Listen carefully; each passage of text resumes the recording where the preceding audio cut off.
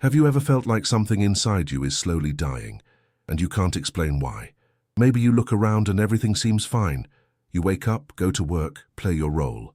But deep down, there's this quiet, gnawing feeling, like your soul is fading in the noise. You smile, but something feels off. You try to focus, but your mind drifts. You sense it, the disconnection from who you really are. The self is calling, but the world is too loud. And what if I told you that this invisible suffering isn't weakness?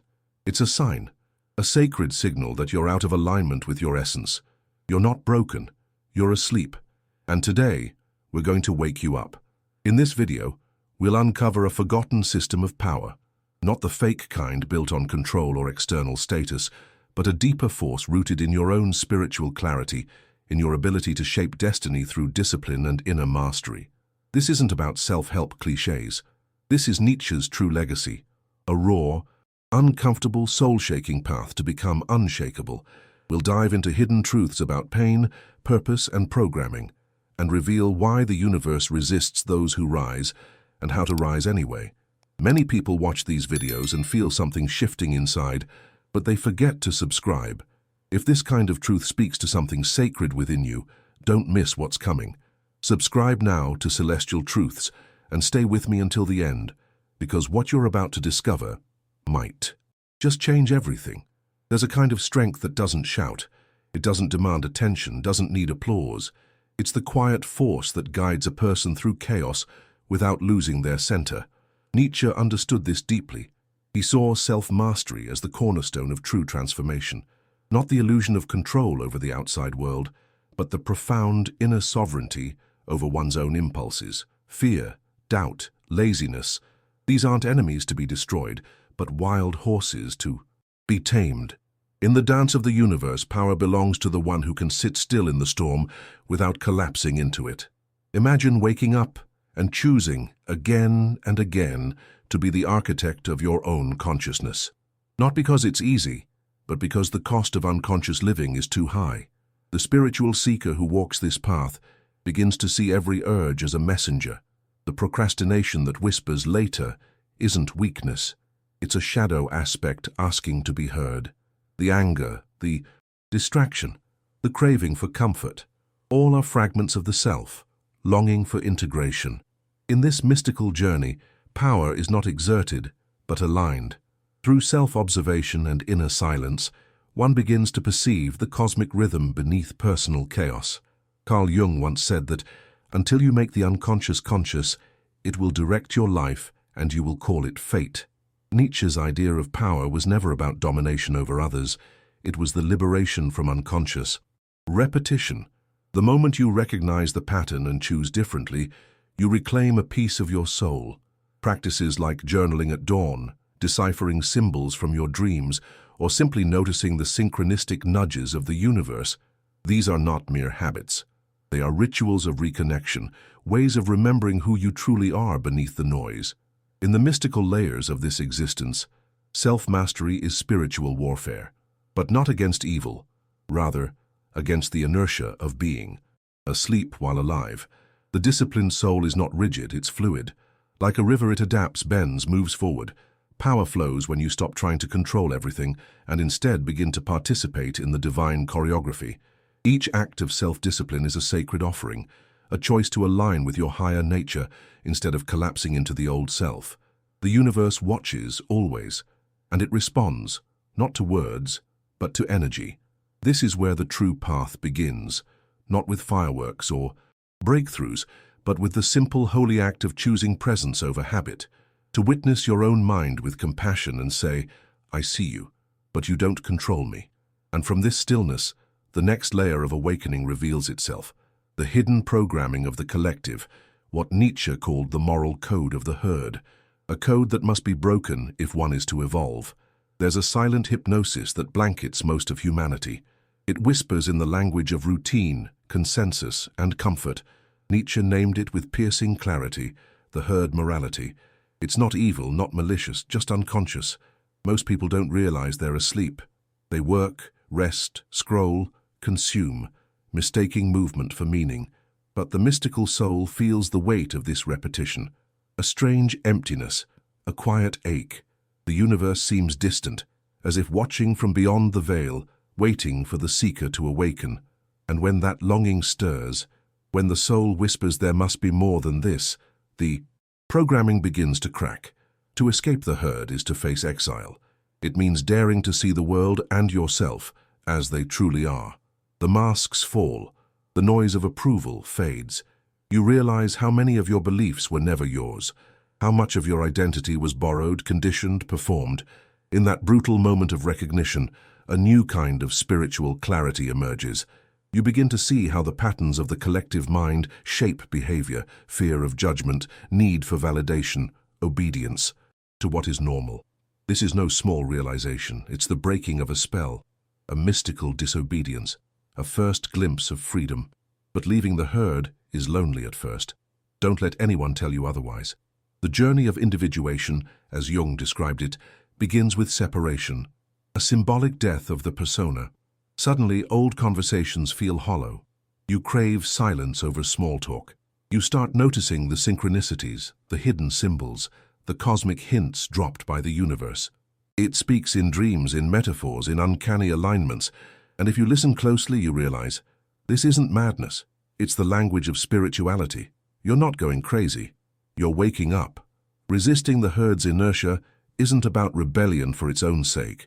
It's about reclaiming your ability to choose, to act with intention, to shape your life based on inner truth, not external expectation.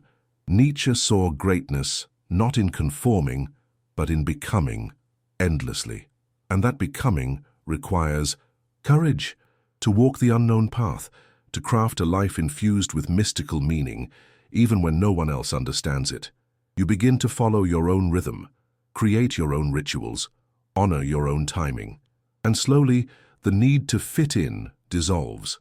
Once you break the spell, you can never unsee it.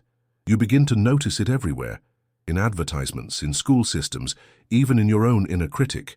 But now you're awake, and with that awareness comes responsibility, to keep walking, to keep choosing. Because the next truth Nietzsche taught is even more confronting. Discipline doesn't wait for motivation.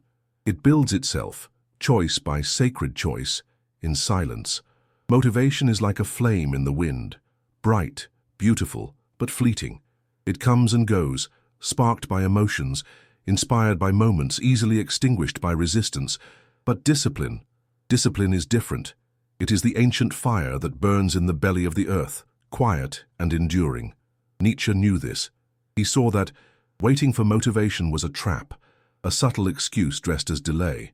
In the mystical path, discipline is the true alchemy. It's the daily act of honoring a future self, even when the present self is tired, uninspired, or lost in fog. Those who live only by motivation ride emotional waves, high one day, lost the next. But the one who walks the spiritual path must anchor beyond emotion. Discipline is the compass of the awakened soul. It says, I act not because I feel like it, but because I am becoming someone who does. The universe responds to that level of integrity, not with immediate rewards, but with alignment, with openings, with unseen forces bending in your favor. Synchronicities increase, doors appear, but only for those who continue walking when the lights are off. In Jungian terms, discipline is the ego's surrender to the self, the deeper, wiser center that knows what must be done.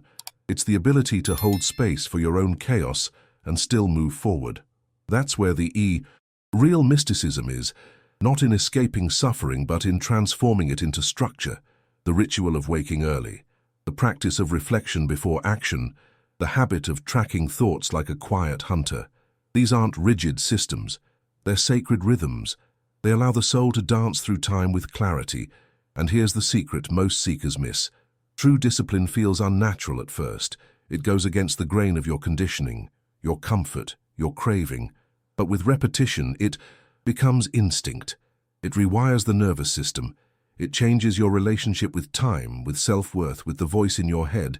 You start trusting yourself, not because you feel powerful, but because you've shown up for yourself too many times to keep doubting.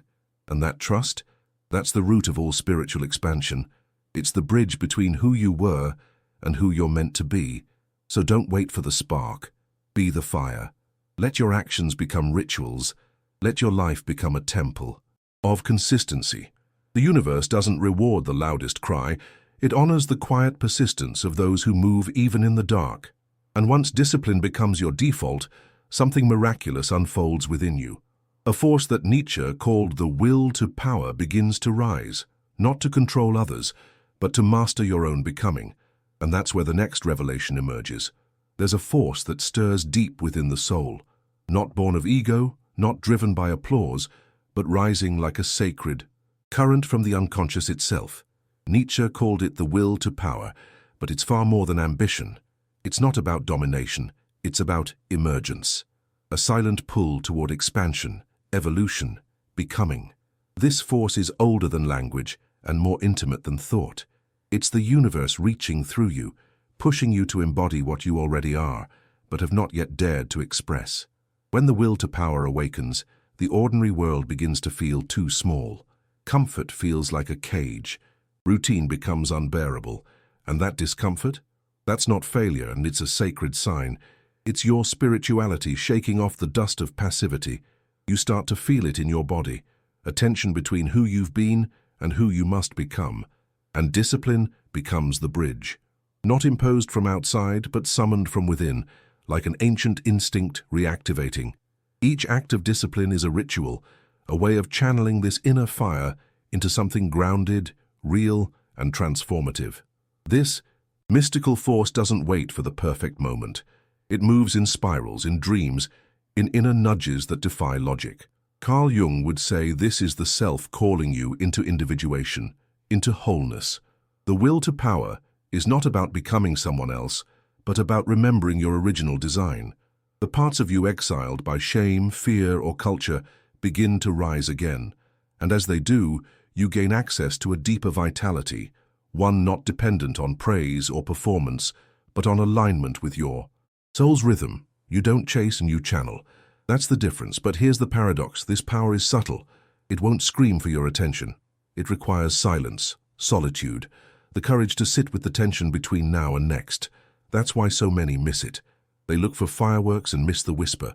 But those who slow down, who meditate with intention, who write through confusion, who trace the synchronicities woven into their path, they begin to see. They notice how the universe conspires when they align, not when they resist. And that's when the will to power becomes more than a concept. It becomes a current, a flow. You were not made to be passive. Not here, not now. This force inside you is not your enemy. It's your emergence, your birthright. And once you embrace it, discipline no longer feels like a burden. It becomes devotion. You show up not because you have to, but because you are becoming. And through that becoming, you begin to transmute suffering itself into fuel, which leads us into the next sacred lesson. That pain is not punishment. It's a portal. Pain, not the superficial kind, but the deep, soul-wrenching ache that arrives in silence and lingers in shadows. Most flee from it. Nietzsche, however, walked straight into its fire and emerged with truth between his teeth. He saw suffering not as misfortune, but as initiation, a sacred trial meant to strip away illusion and awaken depth. To the mystical seeker, pain is never random. It's the universe sending a message too important to be spoken in comfort, and those who listen are transformed. The difference lies in interpretation. The unawakened see suffering as punishment, a detour, something to escape. But the awakened know pain is a mirror. It reveals the parts of us we've avoided, the wounds left unhealed, the fears we've disguised as logic. Carl Jung called it the shadow, the repressed, unseen realm of the psyche that erupts when ignored. Every heartbreak, every failure, every loss contains a coded message from the unconscious, and to decode it is to reclaim a fragment of your wholeness. There's a kind of clarity that only emerges in the dark.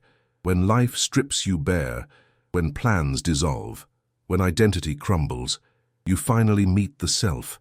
Not the persona crafted for the world, but the eternal presence that watches without flinching. And in that moment, a choice is offered: collapse or alchemize. Write through the grief, dream through the confusion. Meditate inside the ache. Watch how the pain begins to shift. not because it disappears, but because it's finally being seen. In this way, suffering becomes not an enemy, but a sacred threshold. You start to see how your deepest wounds were actually initiations, how the times you felt most lost were when your spirituality was quietly rebirthing itself. The loss of control was the birth of trust. The betrayal was the spark of self-respect. The breakdown was the call to begin again, not as who you were, but as who you're becoming. The universe does not waste pain. It places it precisely where it can rupture falsehood and reveal truth. If you can endure it consciously, you will never be the same. And that is the point. So the next time pain arrives, pause. Don't rush to numb it. Don't flee into noise or distraction. Instead, treat it as a visitor from the deep, one who's come bearing truth. Sit with it. Ask it what it came to teach. Let it burn what no longer serves. For in its ashes, something stronger always rises. And once you learn to walk with suffering instead of resisting it, you will begin to see the larger pattern, that the world itself, as it is structured, does not want you to awaken. Which leads us to the next truth Nietzsche unveiled. The world as it stands isn't built for your awakening. It's designed for distraction, for conformity, for consumption. From the moment you open your eyes, you're met with noise, advertisements, expectations, obligations. Nietzsche knew this intimately. He saw society as a system that rewards obedience and punishes transcendence. The seeker who dares to rise, who listens not to the crowd, but to the universe within, quickly discovers the price of authenticity. And yet, that very resistance is the confirmation that you're on the right path. Modern life seduces with convenience and numbs with comfort. It makes you question your own rhythm. Why wake up before the sun to write, to train, to dream, when you could? Scroll, consume, repeat. Why challenge the narrative when it's easier to belong? But ease is rarely aligned with truth. And truth, especially spiritual truth, demands friction. The moment you begin to move with intention, to act with sacred discipline, you will feel the system push back. People will doubt you. The noise will increase. Old patterns will try to reclaim you. But that's not failure. It's spiritual gravity. It means you're breaking free. You might feel alone at first. That's the initiation. The herd cannot understand the wolf that walks away, and yet solitude sharpens the soul. You begin to see more clearly. Synchronicities speak louder. Dreams become maps. The world, instead of being your cage, becomes your mirror, reflecting what must be healed, what must be released. Carl Jung warned us, the greatest burden a child must bear is the unlived life of the parents. Society too projects its fears onto you, but you do not exist to fulfill someone else's unlived story. You're here to write your own. And as you persist, something begins to shift. The discipline that once felt effortful becomes instinctual. The noise loses power. Your energy rises. You begin to experience a different flow, not one dictated by trends or timelines, but guided by intuition, by spirituality, by an unseen intelligence working through you. And this is what terrifies the world, an individual who no longer needs approval to act. A soul in alignment radiates clarity, and clarity is disruptive. It shakes systems built on confusion, but this isn't about rebellion, it's about liberation. It's about remembering who you are beneath the programming, a conscious force with the power to shape reality. And when discipline becomes your natural state, it no longer feels like effort. It feels like instinct, which brings us to the next unfolding, the transformation of discipline from practice into pure embodiment. At first, discipline feels like a battle. You wrestle with the mind, negotiate with the body, drag yourself through rituals that haven't yet rooted into the soul. But Nietzsche, with piercing insight, saw something beyond this struggle. He knew that true discipline isn't just a habit. It's an instinct, a second nature forged through repetition, refined by will and sealed by spirituality. When the seeker persists long enough, something clicks. The actions that once required force begin to flow. The sacred becomes automatic. The soul begins to remember. This isn't about becoming robotic. It's about becoming aligned. When your inner structure reflects your highest vision, every act becomes a form of devotion. The morning routine, the journal entry, the silence before action, they cease to be choices. They become the rhythm of who you are. Like a tree turning toward the light without being told, You begin to move in harmony with the universe. It's no longer about trying, it's about being. The doing emerges naturally, like breath, no longer a discipline imposed from the outside, but an intelligence rising from within. Jung spoke of individuation as the integration of the unconscious into conscious life. And what is discipline, if not the crystallization of that integration? The chaotic mind finds a path. The scattered will begins to aim. You start recognizing the symbols in your dreams as instructions. You notice when your energy peaks, when your intuition whispers, when synchronicities align, and you respond, not with hesitation, but with instinct. Because your inner architecture is no longer random, it's sacred. And in that space, discipline becomes effortless action. Think of the martial artist who no longer thinks before striking. The musician who doesn't read the notes. She becomes the music. That's where you're headed. The seeker who walks this path long enough doesn't need to push anymore. They simply move, because their body, mind, and spirit have been trained by fire. The fire of choice, repetition, alignment. And once you taste this state, mediocrity becomes unbearable. You begin to live from a place of embodied knowing. The universe doesn't need to shout when you're already listening. But this transformation is not the end. It's the preparation. Once discipline becomes instinct, you are ready to meet your greatest question, the one that Nietzsche left burning in the air like a sacred riddle. What is your why? Because the strength to act is meaningless without direction. And the final key to becoming unshakable lies not in action alone, but in purpose. There comes a moment, quiet, sacred, when the seeker must stop moving and ask, why am I walking this path at all? Discipline without purpose is directionless. Power without meaning becomes destruction. Nietzsche knew this. He didn't believe in blind striving. He believed in a force forged by clarity. The soul craves something deeper than goals. It seeks meaning. And when your actions align with a purpose greater than the ego, you become unstoppable. The universe begins to shape itself around that clarity. Your why is not found in the noise. It lives in the silence behind your eyes, in the ache you've always carried, in the patterns that repeat. Look there. What do you keep coming back to even when everything falls apart? That's not coincidence. It's mystical memory, a signature of the self trying to rise. Carl Jung taught that the true self calls us through longing, synchronicity, and pain. When you find your why, your life takes on a mythic structure. Suffering becomes initiation. Obstacles become mirrors. Everything starts to make sense, not logically but symbolically. This is why so many wander. They've never faced the question. They chase shadows, mimic others, seek praise, but deep down they feel hollow. The spiritual seeker must dare to turn inward, to face the question with honesty. Why do I do what I do? And the answer, if real, will feel like fire. It won't always make sense to others. It may not look impressive, but it will feel ancient, like something your soul agreed to long before this body. When you act from that place, you become magnetized. The world responds, not always with ease, but with precision. Your why will demand everything. It will ask you to outgrow identities, release attachments, walk alone, but it will also sustain you through storms. It will hold you when you feel lost.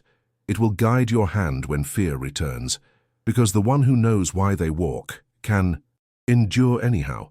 This is not motivational fluff, and it's a universal law. When your spirit aligns with its purpose, the resistance around you becomes irrelevant. You stop asking for signs. You become the sign.